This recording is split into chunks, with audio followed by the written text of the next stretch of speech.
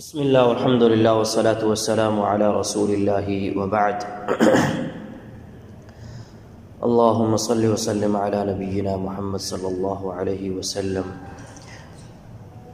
رب یسر ولا تعسر وتمم بالخیر رب زدنی علما۔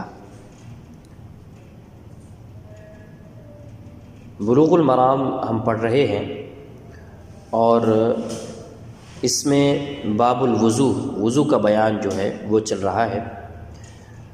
اور کافی ساری تفصیل ہم پڑھ چکے تھے، چند اور احادیث ہم نے پڑھنی ہیں۔ 35 نمبر حدیث ہے، وعن ابی ہریرہ رضی اللہ عنہ قال قال رسول اللہ صلی اللہ علیہ وسلم اذا استيقظ احدكم من منامه فليستنثر ثلاثا فإن الشيطان يبيت على خيشومه متفق علیہ۔ ابو ہریرہ رضی اللہ تعالیٰ عنہ سے روایت ہے، فرماتے ہیں کہ رسول اللہ صلی اللہ علیہ وسلم نے فرمایا، اذا استيقظ، جب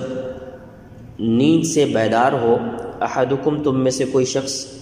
من منامہ، اپنی نیند سے، فلیستنثر،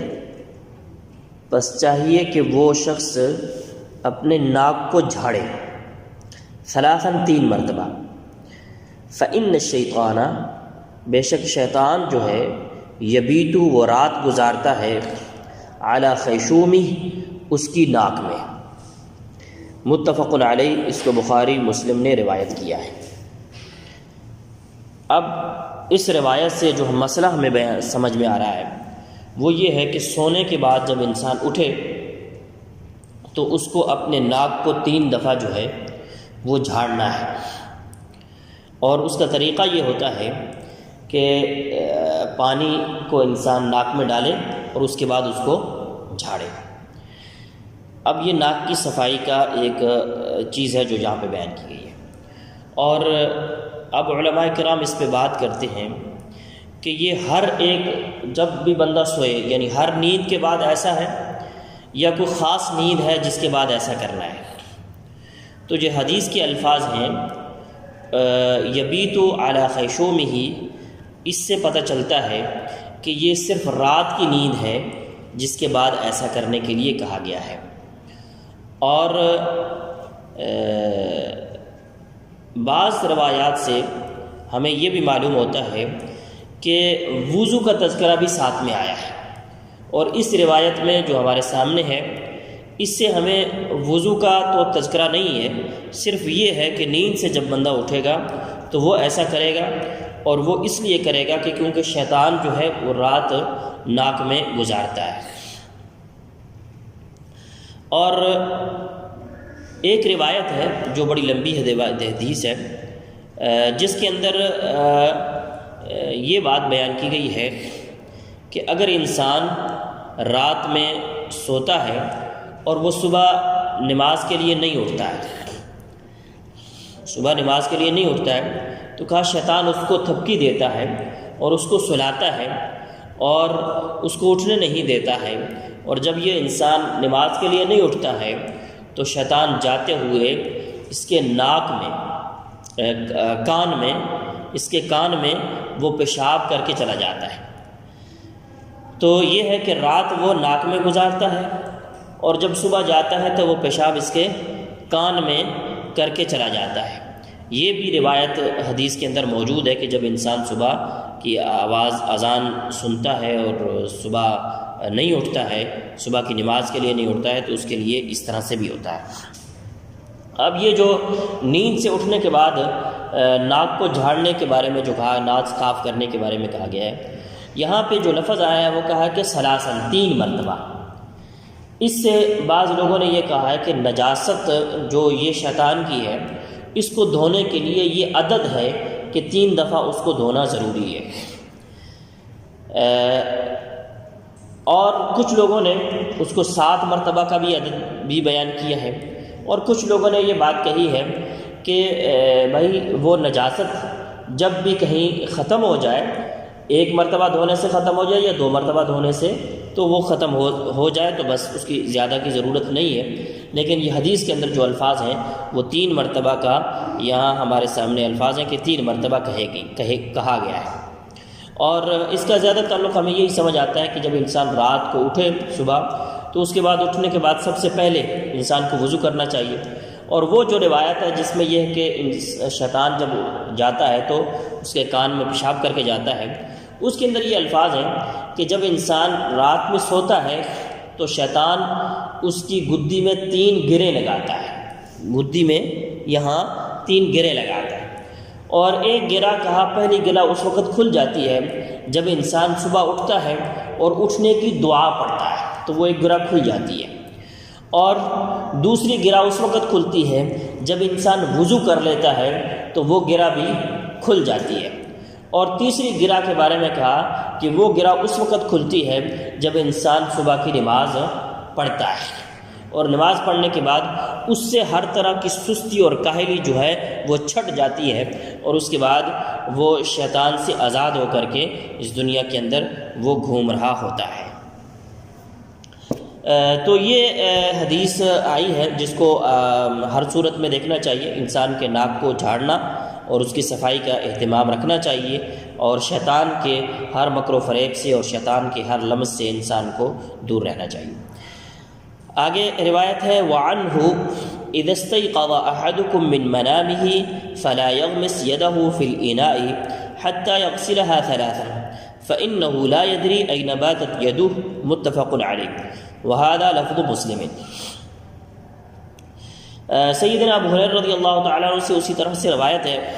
اور اس کے اندر یہ الفاظ ہیں کہ اذا استيقظ احدکم، جب کوئی بیدار ہو تم میں سے، من منامہ، اپنی نیند سے کوئی بھی اٹھے، فلا یغمس، پس نہ وہ اپنے ہاتھ کو ڈالے، یدہ، اپنے ہاتھ کو، فی الاناء، برتن کے اندر اپنے ہاتھ نہ ڈالے، حتیٰ، یہاں تک کہ یغسلہا، اس کو دھو لے، ثلاثاً، 3 مرتبہ دھونے کے بعد ہی ڈالے. فإنہ، بے شک وہ شخص، لا یدری، وہ نہیں جانتا، این باتت یدہ، اس کے ہاتھ نے رات کہاں گزاری ہے. متفق علیہ، بخاری مسلم نے اس کو روایت کیا ہے. وہذا لفظ مسلم، اور یہ لفظ جو ہے، جو یہ روایت جو ہم نے پڑھی ہے، اس کے اندر جو لفظ آ رہے ہیں یہ لفظ مسلم کے ہیں، یعنی صحیح مسلم کے اندر یہ الفاظ آئے. اس حدیث سے جو مسئلہ سمجھ میں آتا ہے وہ یہ آتا ہے کہ جب انسان سو کر کے اٹھے تو اس کو اپنے ہاتھ پہلے دھونے چاہیے، اس کے بعد ان ہاتھوں سے کسی برتن کو پکڑنا یا برتن میں ہاتھ ڈالنا یا کوئی دوسرے معاملات جو ہیں وہ بعد کے اندر اس کو کرنے چاہیے. اب اس میں جو بات بیان کی گئی ہے، جو وجہ بیان کی گئی ہے وہ یہ ہے کہ انسان کو نہیں پتہ کہ اس کے ہاتھ نے رات کہاں گزاری ہے، یعنی ہاتھ کس کس جگہ پہ گیا ہے، کیا کیا ہوتا رہا ہے، اس کو نہیں پتہ ہے. اس لیے تو یہاں سے یہ بات بھی ہوتی ہے کہ انسان کو پتہ نہیں ہے، ایک شک ہے کہ ہو سکتا ہے ہاتھ میں کوئی گندگی لگ گئی ہو، تو اس بنیاد پہ بھی اس کو صاف کرنے کے لیے کہا گیا ہے. دوسرا، احتیاط کے طور پر بھی کہا گیا ہے. اور تیسری بات یہ ہے کہ یہ مسئلہ کہ اس کا ہاتھ کہاں گزرا اور یہ اس کو کرنا، دھونا اور یہ کرنا، یہ نبی صلی اللہ علیہ وسلم نے بات کی ہے، اور آپ صلی اللہ علیہ وسلم کی یہ بات جو ہے وہ وحی کا حصہ ہوتی ہے. تو لہٰذا ہمیں یہ بھی پتہ ہونا چاہیے کہ نبی صلی اللہ علیہ وسلم کو اس طرح کی بات جو ہے اللہ رب العزت نے بیان کی ہے، جو وحی ہے، اور اس وحی کے ذریعے سے آپ صلی اللہ علیہ وسلم نے یہ بات ہم تک پہنچائی ہے. لہٰذا جب انسان اٹھے تو اٹھنے کے بعد اس کو ہاتھ کو دھو لینا چاہیے. ہاتھ کو دھونے کے بعد ہی ہاتھ کو کسی برتن یا کسی اور چیز کو لگانا اس کو چاہیے. اور یہ بھی اسی طریقے سے رات کی نیند کے حوالے سے بات ہے. جب رات انسان سو جاتا ہے اور اس کے بعد اٹھتا ہے تو اس کے بعد کی یہ بات ہے. آج کے دور سے پہلے، آج کل تو یہ ہے کہ آپ نے ٹوٹی کھولی ہے، نل کھولا ہے اور اس کے سامنے آپ نے ہاتھ ڈال کہ آپ ہاتھ دھو رہے ہیں. لیکن اس سے پہلے کا جو دور تھا وہ برتن ہوتے تھے، اسی برتن کے اندر سے ہی ہاتھ ڈال کر کے پانی نکالا جاتا تھا. اور اس لیے اس سے پہلے یہ ہوتا تھا کہ اس کو آپ برتن کو اس طرح سے پکڑ کر کے اس سے پہلے ہاتھ دھو لیں، اور اس کے بعد جو ہے آپ ہاتھ کو برتن کے اندر ڈالیں گے، اس سے پہلے آپ برتن میں ہاتھ نہیں ڈال سکتے ہیں۔ تو اس روایت سے ہمیں یہ سمجھ آتی ہے کہ انسان جب صبح اٹھے گا تو سب سے پہلے چونکہ اس کو وضو کرنا ہے تو وضو کرنے سے پہلے اس کو ہاتھ دھونے چاہیے تاکہ وہ برتن کے اندر ہاتھ نہ ڈالے۔ اور یہاں سے جو ہاتھ کا لفظ آیا ہے وہ مراد جو ہے، ویسے تو ہاتھ، یہ سارے کو ہاتھ کہا جاتا ہے، لیکن یہاں سے مراد یہ کف ہے یا جس کو ہتھیلیاں ہم کہتے ہیں، یہ ہیں کہ جن کے ذریعے سے ہم نے آگے ہاتھ دھونے ہیں یا جن کے ذریعے سے ہم نے آگے وضو کرنا ہے۔ اسی طرح سے آگے روایت ہے وعن لقيط بن صابرة رضي الله عنه قال قال رسول الله صلى الله عليه وسلم أسبغ الوضوء وخلل بين الأصابع وبالغ في الاستنشاق إلا أن تكون صائما أخرجه الأربعة وصححه ابن خزيمة ولأبي داود في رواية إذا توضأت فمضمض۔ لقیط بن صبرہ رضی اللہ عنہ سے روایت ہے، وہ فرماتے ہیں کہ رسول اللہ صلی اللہ علیہ وسلم نے فرمایا اسبغ الوضوء، وضو مکمل کیا جائے یا وضو کا پانی جو ہے اس کی ہر جگہ تک اس کو پہنچایا جائے، وخلل اور خلال کیا جائے بین الاصابع انگلیوں کے درمیان، وبالغ فی الاستنشاق اور پانی چڑھانے میں، ناک میں پانی چڑھانے میں مبالغہ کیا جائے، یعنی اچھے طریقے سے ناک میں پانی چڑھایا جائے، الا مگر ان تکونا یہ کہ تم ہو صائمن روزے دار، روزے کی حالت میں یہ ناک میں پانی چڑھانے والی بات نہیں۔ اخرجہ الاربعہ، اس کو چاروں نے روایت کیا ہے، وصححہ ابن خزیمہ، اور صحیح ابن خزیمہ نے اس کو صحیح کہا ہے، اور کہتے ہیں ولی ابی داؤد، اور ابو داؤد کے لیے فی روایت، ایک روایت کے الفاظ ہیں اذا توضأت، جب آپ وضو کریں فمضمض، تو کلی بھی کیا کرو، جب وضو کرو تو کلی بھی کرنا ہے۔ تو یہاں پہ چند اور چیزیں جو ہیں وہ بیان ہو رہی ہیں، اور اس میں سب سے پہلی چیز جو بیان ہوئی ہے کہا کہ اسبغ الوضوء، وضو مکمل کیا جائے، یعنی وضو کے اندر ہر ایک عضو کو دھونا چاہیے جو وضو کے اعضاء ہیں، اور اس کو اچھے طریقے سے دھونا چاہیے، یعنی پانی پورے طریقے سے ہر ایک وضو کی جگہ پہ پانی ہر جگہ پہ پہنچنا چاہیے، جو جگہ ہیں وہ۔ اس کے بعد کہتے ہیں وخلل بین الاصابع، انگلیوں کے درمیان خلال کرنا، یہ انگلیوں کے درمیان کے اندر جو جگہ ہے یہاں بھی تاکہ کوئی جگہ سوکھی نہ رہ جائے، یہاں پر خلال کرنا تاکہ یہاں پہ بھی پانی جو ہے وہ پہنچ جائے۔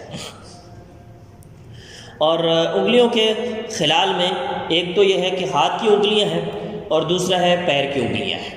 تو ہاتھ کی انگلیوں کو اس طریقے سے کیا جا سکتا ہے، اور اسی طریقے سے یہ جو چنگلی ہے، جو چھوٹی انگلی جس کو آپ کہتے ہیں بائیں ہاتھ کی، اس کے ساتھ ہی پاؤں کی انگلیوں کے خلال بھی کیا جا سکتا ہے۔ ویسے تو کسی بھی انگلی کے ساتھ کیا جا سکتا ہے، کسی بھی ہاتھ کے، لیکن یہ ہے کہ پیر کو دھونے کے لیے چونکہ عام طور پر بایاں ہاتھ یوز ہوتا ہے، تو اسی طرح سے اس کی ہی انگلی کو پیر کی انگلیوں میں بھی ڈال کر کے اس کا خلال جو ہے وہ کر لینا چاہیے۔ اس کے بعد ہے وبالغ فی الاستنشاق الا ان تکون صائما، اگر انسان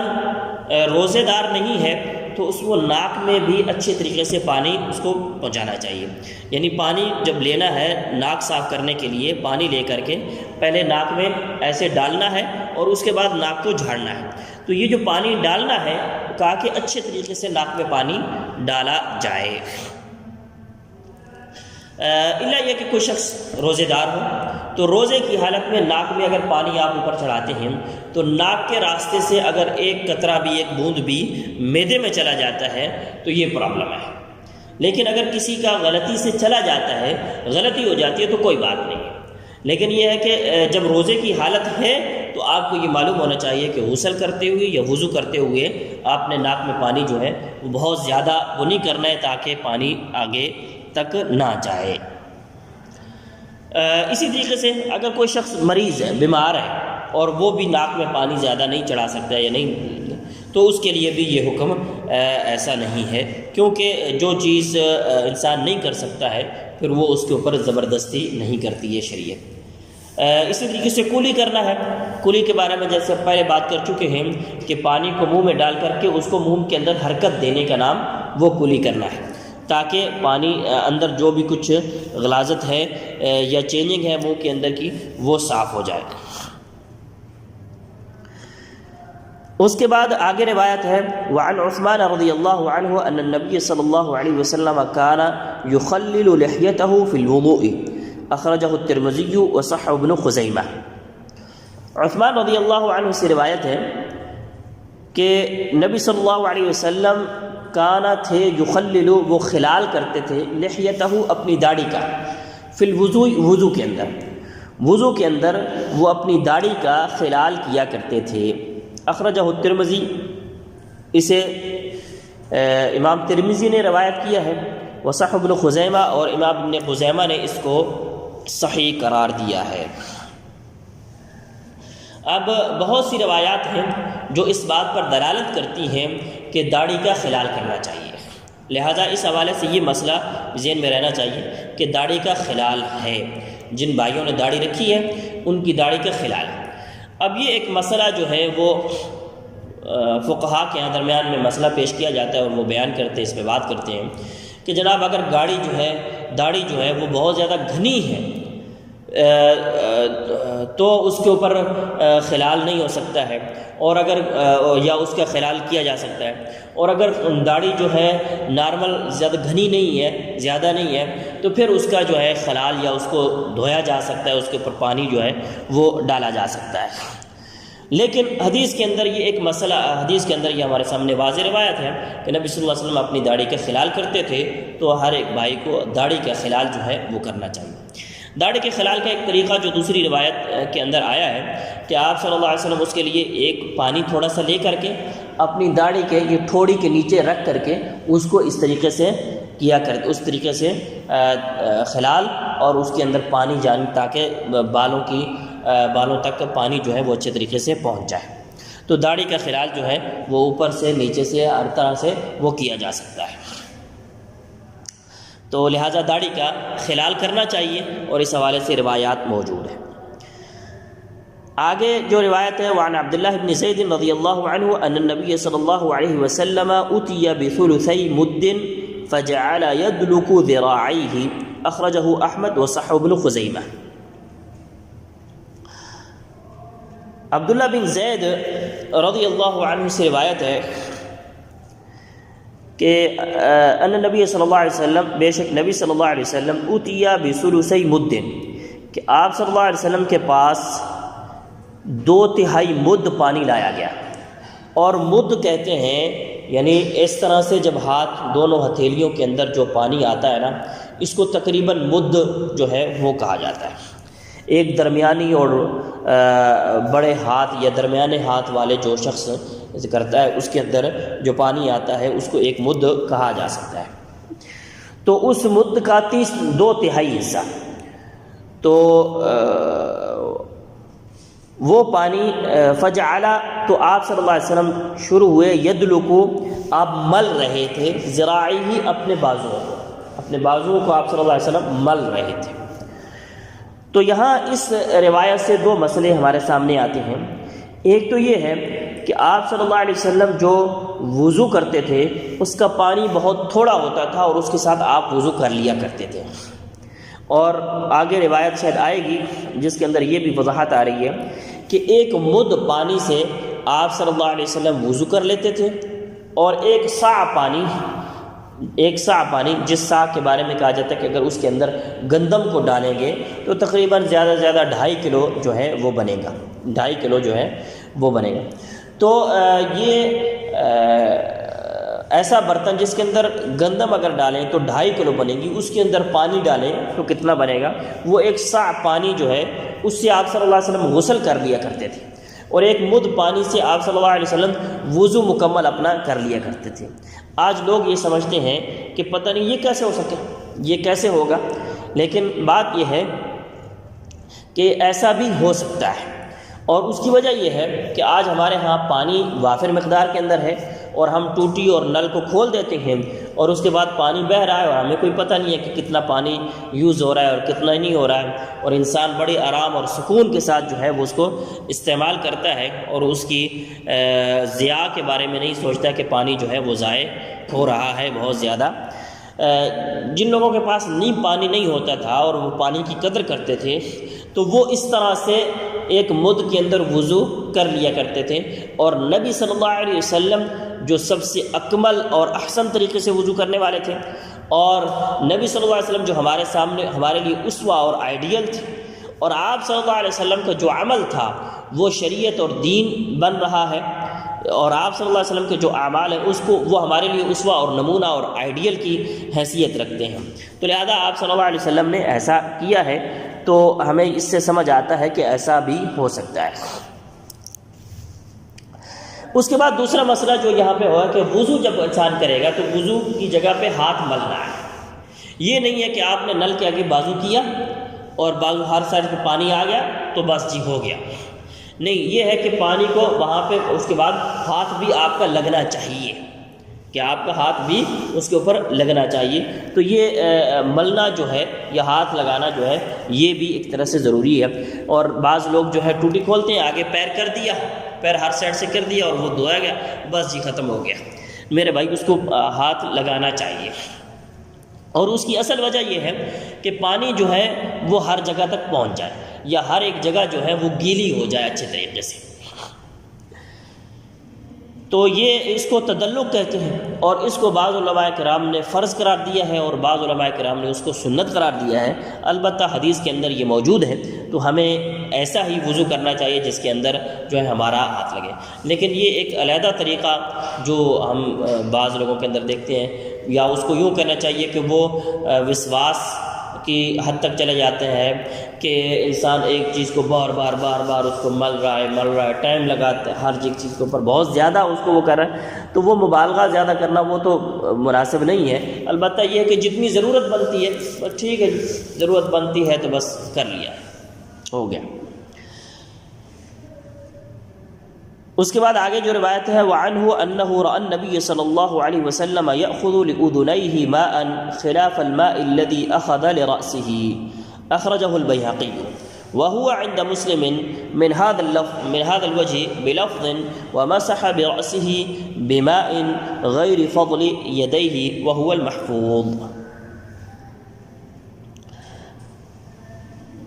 یہاں پہ روایت انہی عبداللہ بن زید رضی اللہ عنہ سے ہے، فرمایا انہ رأى النبی صلی اللہ علیہ وسلم، انہوں نے نبی صلی اللہ علیہ وسلم کو دیکھا، یأخذ وہ لے رہے تھے، لأذنیہ اپنے کانوں کے لیے، ماء پانی، خلاف الماء الذی اس پانی کے علاوہ، اخذ لرأسہ جو آپ نے اپنے سر کے لیے لیا تھا، یعنی پانی ہاتھ میں وہ کر کے پھر اس سے مسح کیا جاتا ہے سر کا۔ اس کے بعد جو ہے کانوں کا مسح ہے، تو کانوں کے مسح کے لیے انہوں نے کہا کہ علیحدہ سے پانی جو ہے انہوں نے لیا ہے، کانوں کے پانی مسح کے لیے علیحدہ سے پانی لیا ہے۔ اب یہ مسئلہ کہ جو جس پانی سے سر کا مسح کرنا ہے، کیا اسی سے ہی کان ہاتھوں کے اندر بعض دفعہ تری ہوتی ہے اور اسی سے ہی آگے کانوں کا مسح کر لینا چاہیے، یا یہ کہ کانوں کا ایک دفعہ سر کا مسح اور اس کے بعد کانوں کے مسح کے لیے علیحدہ سے پانی لینے کے بارے میں؟ تو اس بارے میں دو طرح کی چیزیں ہیں۔ پہلی چیز تو یہ ہے کہ ایک روایت آپ کے سامنے آئی ہے کہ جس کے اندر یہ بات کہی گئی ہے کہ پانی جو ہے وہ اس کے علاوہ لیا گیا ہے جو دوسرا جو پانی سر کے مسح کے لیے استعمال ہوا، کان کے لیے علیحدہ سے پانی استعمال لیا گیا تھا۔ ایک تو یہ چیز روایت ہمارے سامنے آئی ہے۔ دوسری چیز جو ہے وہ حدیث کے اندر جو الفاظ آئے ہیں کہ جو ہم پہلے بھی بیان کر چکے ہیں کہ الاذنان من الراس، کہ کان جو ہے وہ سر میں سے، یعنی سر کا حصہ ہے کان، تو اس سے پتہ چلتا ہے کہ جب سر کا مسح ہے تو کانوں کا بھی مسح ہی ہے۔ ایک مسئلہ تو یہاں پہ،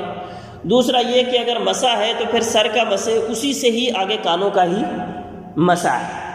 تو یہ دو طرح کی باتیں ہیں، اور دونوں طرف پر علماء کرام ہیں۔ کچھ کہتے ہیں کہ جناب مسح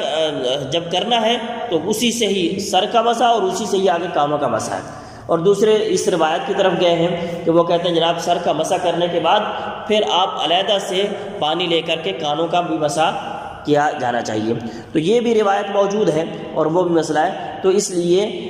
علیحدہ سے اگر پانی لینا چاہیے تو وہ بھی صحیح ہے، زیادہ بہتر تو یہی ہے کہ علیحدہ سے پانی لے لیا جائے۔ لیکن اگر کوئی اس طرح سے بھی کرتا ہے تو بھی ٹھیک ہے، کوئی مسئلہ نہیں ہے۔ ہاں یہ ایک علیحدہ مسئلہ ہے کہ اگر کوئی شخص سر کا مسح کرتا ہے اور اس کے بعد اس کی انگلیوں میں کوئی پانی یا کچھ بھی نہیں ہے، بالکل خشک ہو چکا ہے، تو پھر اس کو پانی تو لینا ہی ہے، تو اس کو پانی لینا ہی چاہیے۔ تو زیادہ مناسب بھی حدیث کے قریب ترین جو ہے وہ بھی یہی چیز ہے۔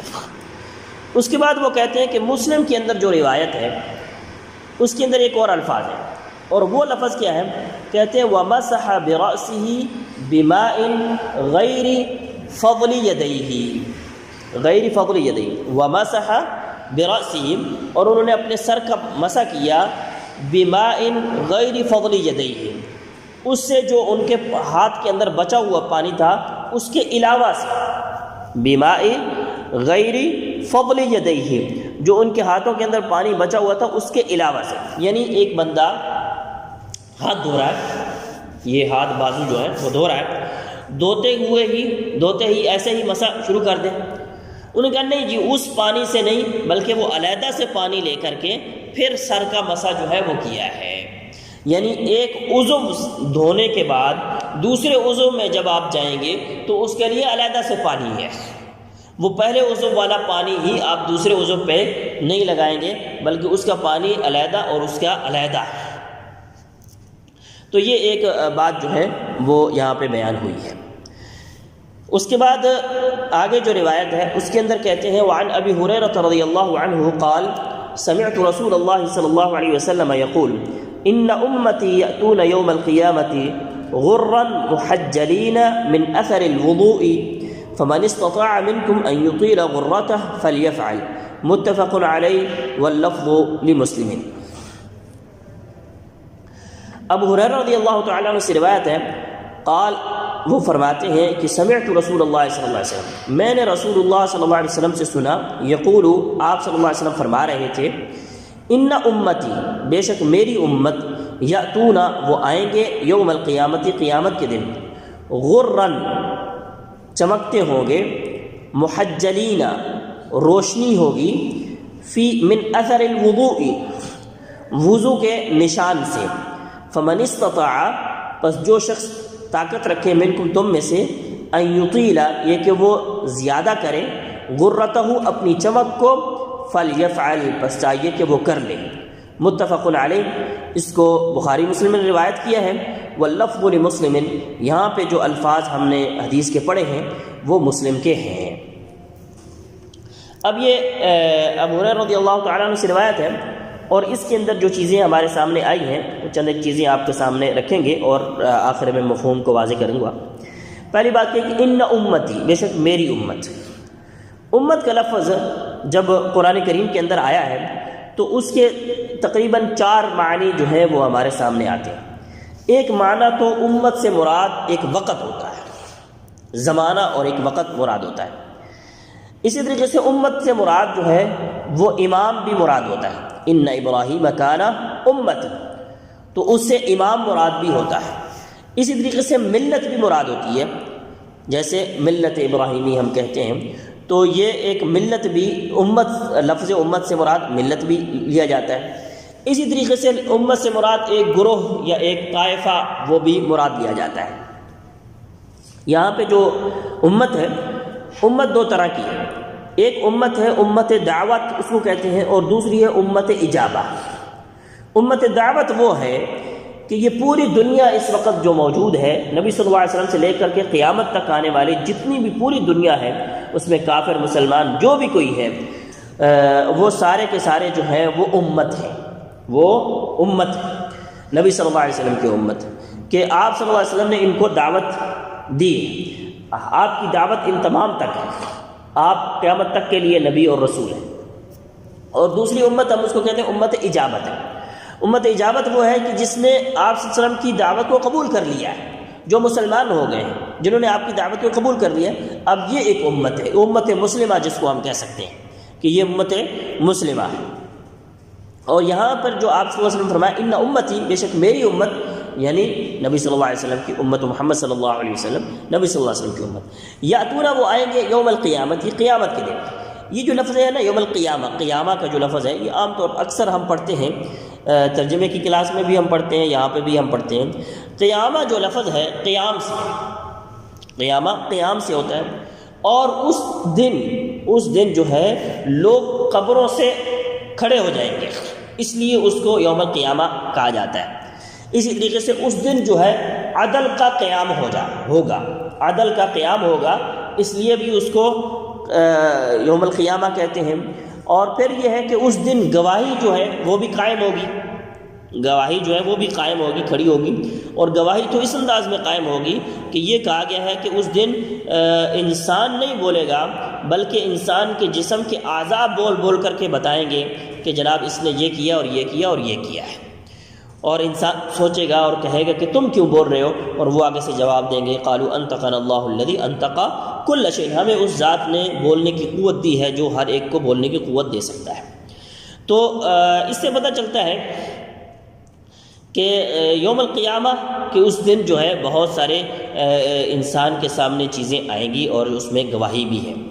اور پھر یہ یوم القیامہ سے مراد جو اس حدیث کے اندر جو بات کی جا رہی ہے کہ میری امت قیامت والے دن آئے گی، یعنی یہ آخرت کا اس بات بھی کیا جا رہا ہے۔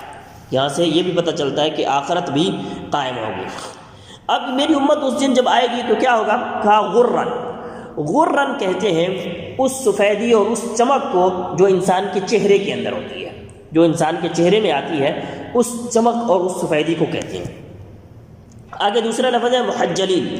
اور محجلین اس سفیدی کو کہتے ہیں جو انسان کے پیروں اور انسانوں کے ہاتھوں میں آتی ہے، انسان کے ہاتھوں میں اور انسان کے پیروں میں آتی ہے۔ تو یہ وہ چمک ہے جس کے بارے میں بات کی جائے کہ ہاتھوں کی اور پیروں کی اور اسی طریقے سے چہرے کی چمک ہوگی جب کل قیامت والے دن میری امتی آئیں گے۔ اور وہ کیوں ہوگی؟ من اثر الوضو، کہا کہ وضو کے نشانات کی وجہ سے، وضو کی وجہ سے ہوگی۔ اس لیے آگے کیا کہا گیا؟ کہا کہ فمن استطاع منکم ان یطیل غرته فلیفعل، جو شخص چاہتا ہے کہ اس کی سفیدی یا اس کی چمک جو ہے وہ زیادہ ہو، اس کو چاہیے کہ وہ ایسا کرے، وہ اپنی سفیدی کو زیادہ کرے، یعنی زیادہ سے زیادہ وضو کرے، وضو کی حالت میں رہے زیادہ سے زیادہ، تو اس سے جو ہے وہ وضو ایک بات۔ اور ایک چیز یہ ہے کہ وضو کا جو اعضاء ہے اس کو اور زیادہ آگے تک کیا جا سکتا ہے تاکہ زیادہ وضو۔ اور ایک معنی اس کا یہ ہے کہ زیادہ کرنے کا یہ مقصد نہیں ہے، بلکہ اس کا مقصد یہ ہے کہ وضو جب انسان کرے تو اچھے طریقے سے کرے، کوئی ایسی جگہ باقی نہ رہے جہاں تک پانی نہیں پہنچائے، تو پانی ہر جگہ تک اس کو پہنچانا چاہیے۔ تو یہ ایک وہ ہے جس کو ہم کہتے ہیں جزاء من جنس العمل ہے، کہ اگر انسان اس وضو کرتا ہے تو اسی کی وجہ سے ہی کل قیامت والے دن اس کو یہ چمک اور یہ جو ہے ایک مقام مرتبہ اس کو ملے گا۔ اور یہ اس امت کی فضیلت میں سے بھی آتا ہے کہ اس امت کو اللہ رب العزت نے یہ فضیلت دی ہے کہ یہ وضو کے نشانات اس کے کل قیامت والے دن جو ہیں وہ چمکیں گے۔ اور اس کے اندر جو آخری لفظ ہے کہ جو چاہتا ہے کہ اپنی چمک کو زیادہ کرے وہ کر سکتا ہے۔ اب وہ ایک اعتبار سے وہ کہتے ہیں کیسے زیادتی ہو سکتی ہے؟ جتنا وضو کی اعضاء جتنا دھونا ہے اتنا ہی دھونا ہے، اس سے زیادہ تو نہیں ہو سکتا ہے۔ اب چہرہ جتنا دھونا ہے اس سے زیادہ تو پھر سر ہے، اور سر کو پورے کو دھونے کا پڑ جائے گا، اس سے زیادہ تو نہیں ہے۔ اور اس بنیاد پہ وہ ہمیں یہ بات سمجھ میں آتی ہے، اور کچھ علماء کرام نے خاص طور پر حافظ ابن قیم رحمہ اللہ نے لکھا ہے کہ یہ جو لفظ ہے نا کہ اپنی چمک کو زیادہ کرو، یہ سیدنا ابو ہریرہ رضی اللہ تعالیٰ عنہ کے الفاظ ہیں، یہ حدیث کے الفاظ نہیں ہے، نبی صلی اللہ علیہ وسلم کے اپنے الفاظ نہیں ہیں، بلکہ یہ سیدنا ابو ہریرہ رضی اللہ تعالیٰ عنہ کے الفاظ آئے ہیں۔ تو اس حدیث سے ہمیں یہ سمجھ میں آتا ہے کہ کل قیامت والے دن جو لوگ وضو کرتے ہیں اور وضو کر کے کل قیامت والے دن جب وہ لوگ آئیں گے وضو کرنے والے لوگ، تو ان کے آثار، ان کے ہاتھ اور ان کے چہرے جو ہیں وہ چمکیں گے وضو کے نشانات کی وجہ سے۔ تو آج کے لیے اتنا ہی میرے خیال میں کافی کرتے ہیں۔ اللہ رب العزت سے دعا ہے کہ اللہ رب العزت ہمیں پڑھنے کی اور اس پہ عمل کرنے کی توفیق عطا فرمائے۔ وآخر دعوانا ان الحمد للہ رب العالمین۔